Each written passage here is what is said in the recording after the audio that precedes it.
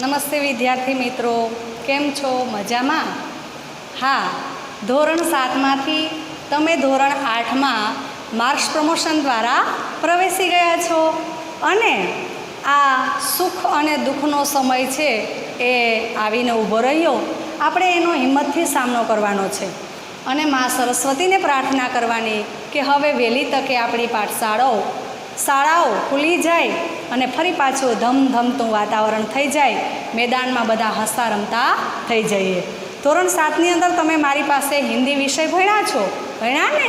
હા, તો હવે ધોરણ 8માં પણ હું તમારું હિન્દી લઈશ અને આપણે મા ભગવતીને આરાધના કરીએ કે વહેલી તકે અમારી સ્કૂલ ખુલી જાય, આ બધા જ જે કાંઈ મહામારીના દિવસો છે એ વયા જાય અને ફરી પાછા આપણે આનંદ કિલોલ કરતાં ભણવા આવી જઈએ.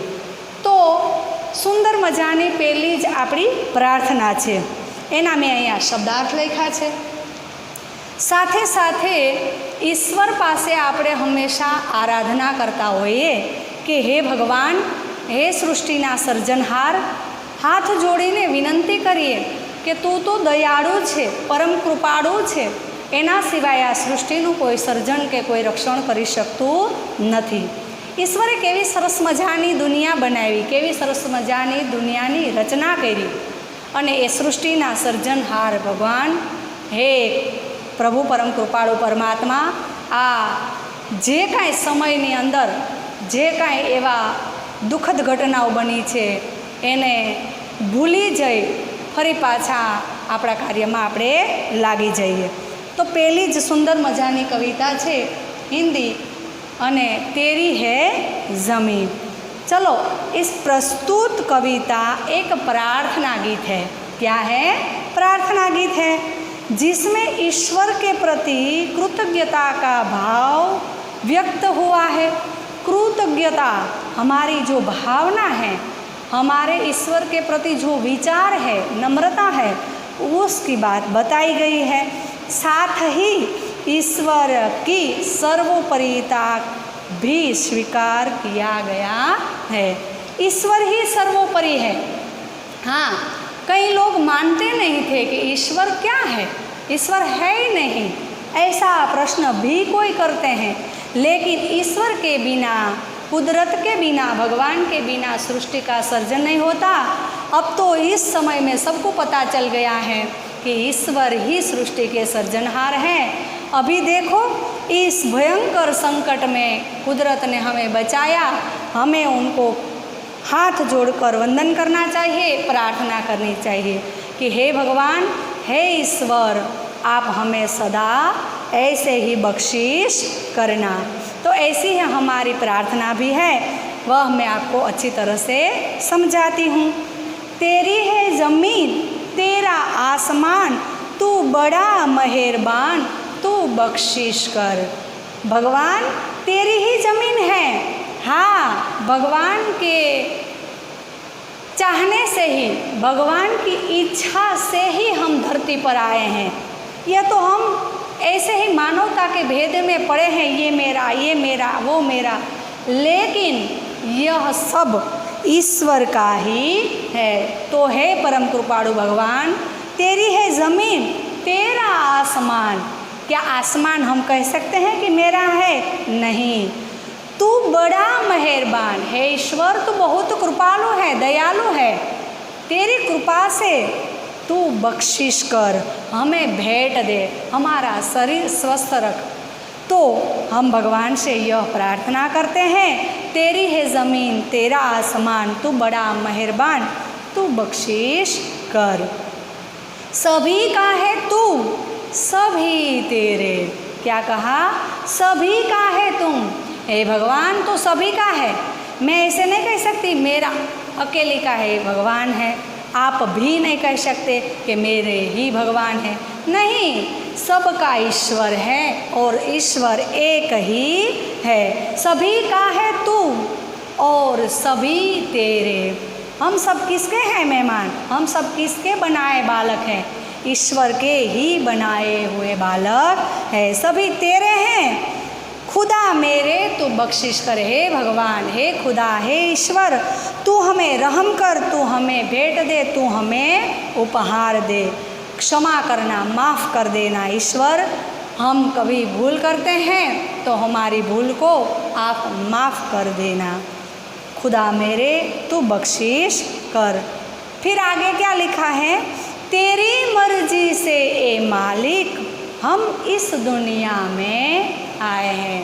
हे भगवान, तेरी ही मर्जी से, तेरी ही कृपा से हम इस दुनिया में आए हैं। हाँ, ईश्वर की कृपा से ही हम अभी बच गए हैं। अभी यह महामारी में भी ईश्वर ने ही बचाया है, ईश्वर ने ही हमें धरती पर जन्म दिया है।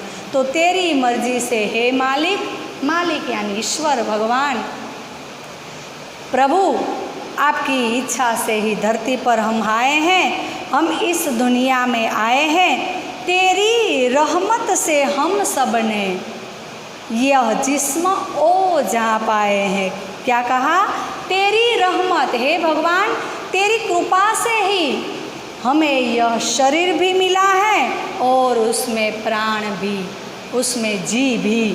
प्राण के बिना शरीर नहीं रहता, इसलिए हे भगवान यह शरीर भी आपकी कृपा से ही हमें मिले हैं। आपकी इच्छा के बिना कुछ नहीं हो सकता।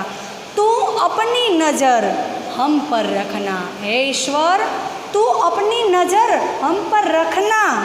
किस हाल में हैं ये खबर रखना। क्या कहा?